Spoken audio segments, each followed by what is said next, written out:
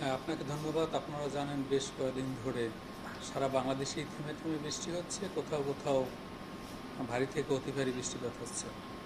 গতকাল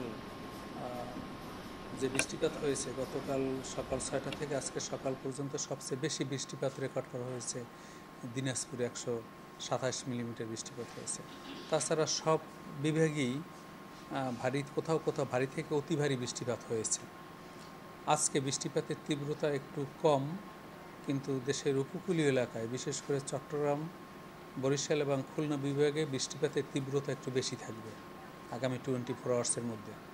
কিন্তু 5 এবং 6 তারিখে এই বৃষ্টিপাতের তীব্রতা থাকবে সবচেয়ে বেশি রংপুর, রাজশাহী বিভাগে, এবং এরপরই ময়মনসিংহ এবং সিলেট বিভাগে বৃষ্টিপাতের তীব্রতা থাকবে। আপনারা জানেন যে বাংলাদেশের এই বর্ষাকালের যে বৃষ্টিপাত, এই বৃষ্টিপাতটা সাধারণত দুটি বিষয়ের উপর নির্ভরশীল।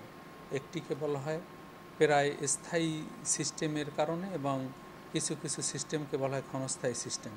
এই স্থায়ী সিস্টেম এবং ক্ষণস্থায়ী সিস্টেমের তীব্রতার উপর বাংলাদেশের বৃষ্টিপাত নির্ভরশীল। স্থায়ী সিস্টেম বলতে যে আমাদের আরব সাগরে যে মাদাগাস্কার বরাবর যে উচ্চচাপ বলয় হয়েছে, তার উচ্চচাপ বলয়ের তীব্রতার উপর নির্ভরশীল আরব সাগর থেকে এবং বঙ্গোপসাগর থেকে যে বাতাস প্রবাহিত হবে তার গতিবেগ, এবং এই গতিবেগ বেশি হলে সাধারণত অধিক পরিমাণে জলীয়বাষ্প সমৃদ্ধ বাতাস আরব সাগর এবং বে অফ বেঙ্গল থেকে বাংলাদেশের উপরে আসতে শুরু করে এবং তার প্রাবল্য বৃদ্ধি পায়। পাশাপাশি আমাদের উত্তর অঞ্চলের বিশেষ করে সিলেট, নেত্রকোনা, ময়মনসিংহ তার একটু উপরেই তিব্বতীয় নগদের কাছে সব গ্রাহকই প্রিয়, তাই তো সারা দেশে ক্যাশ আউট চার্জ সবচেয়ে কম।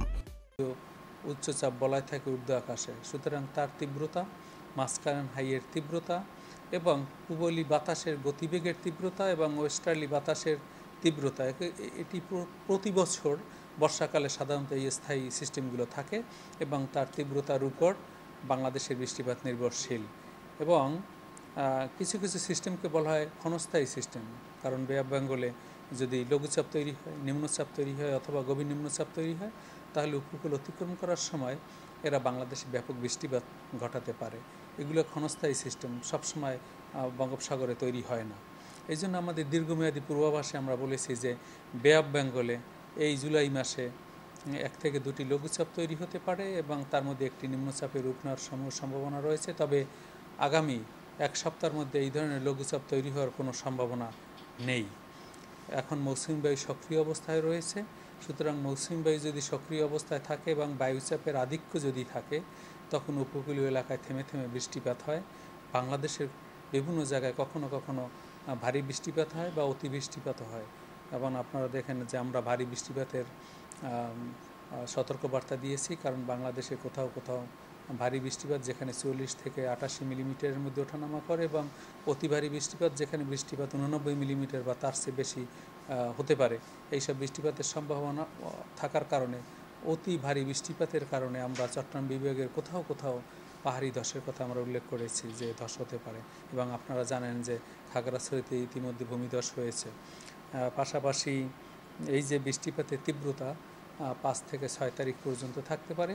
তারপর বৃষ্টিপাতের তীব্রতা দেশের রংপুর বিভাগ এবং তার আশেপাশে ছাড়া অন্যত্র বৃষ্টিপাতের তীব্রতা অনেকটাই কমে যাবে 6 তারিখের পরে। তারপর কিছুটা বিরতি দিয়ে আবার আস্তে আস্তে তাপমাত্রা এবং বৃষ্টিপাতের নতুন স্পেল শুরু হতে পারে। আপনারা জানেন যে জুলাই মাস সবচেয়ে বৃষ্টিপ্রবণ মাস। জুলাই মাসে গড়ে 523 মিলিমিটার বৃষ্টিপাত হওয়ার কথা, এবং আমরা আমাদের দীর্ঘমেয়াদী পূর্বাভাসে বলেছি যে জুলাই মাসে এবার স্বাভাবিক অপেক্ষা একটু বেশি বৃষ্টিপাত হওয়ার সম্ভাবনা রয়েছে। এবং এই বৃষ্টিপাত থাকুক কম অথবা বেশি থাকুক না কেন, এই বর্ষাকালের বৈশিষ্ট্যই হলো যে বৃষ্টিপাত যেহেতু বৃষ্টিপাতের ধরনকে আমরা বলি উষ্ণ বৃষ্টিপাত বা ওয়ার্ম রেইন বলি।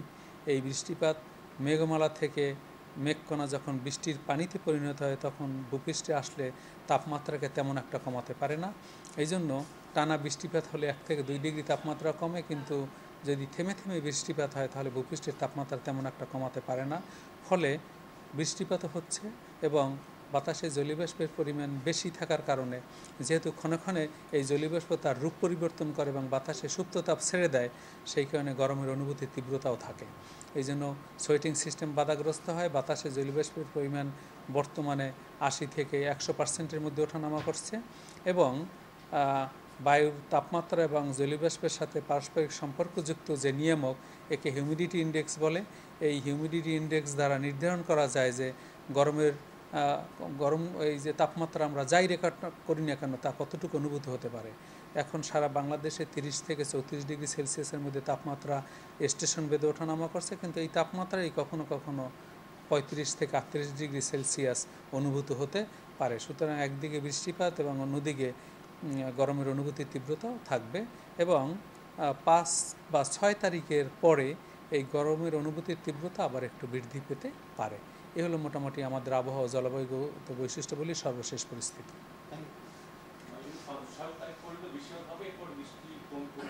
কমে আসবে আমাদের, বিশেষ করে আমাদের তিস্তা ক্যাচমেন্ট এরিয়ায় এবং ময়মনসিংহ, সিলেট এইসব অঞ্চলে 5-6 তারিখের দিকে বৃষ্টিপাতের তীব্রতা বৃদ্ধি পাবে।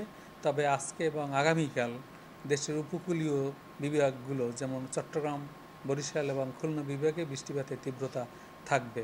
রাজশাহী এবং ঢাকা বিভাগে বৃষ্টিপাতের তীব্রতা কম থাকবে, ঝিরিঝিরি বৃষ্টি হবে এবং এই বৃষ্টিপাতের সাথে আপনারা জানেন যে অস্থায়ীভাবে দমকা বাতাস ও ঝোড়ো হাওয়া থাকতে পারে। পাশাপাশি কোথাও কোথাও গভীর সঞ্চালনশীল মেঘমালা তৈরি হতে পারে এবং বজ্রপাতও হতে পারে। সেই কারণে আমাদের বিশেষ করে উপকূলীয় জেলা এবং দেশের উত্তরের জেলাগুলোতে অস্থায়ীভাবে দমকা বাতাস ও ঝোড়ো হাওয়া সহ 5-6 তারিখের দিকে বৃষ্টিপাতের তীব্রতা একটু বেশি থাকবে এবং আজকে এবং 4 তারিখ উপকূলীয় এলাকায় বৃষ্টিপাতের তীব্রতা বেশি থাকবে।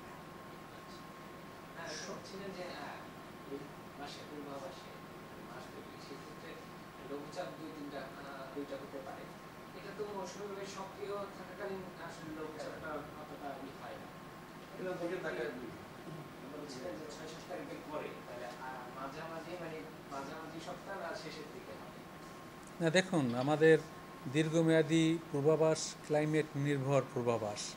আমাদের দীর্ঘমেয়াদী পূর্বাভাসে আমরা বলেছি যে বঙ্গোপসাগরে এ মাসে 1 থেকে 2টি লঘুচাপ তৈরি হতে পারে, তার মধ্যে একটি নিম্নচাপে রূপ নেওয়ার সম্ভাবনা তৈরি হয়েছে।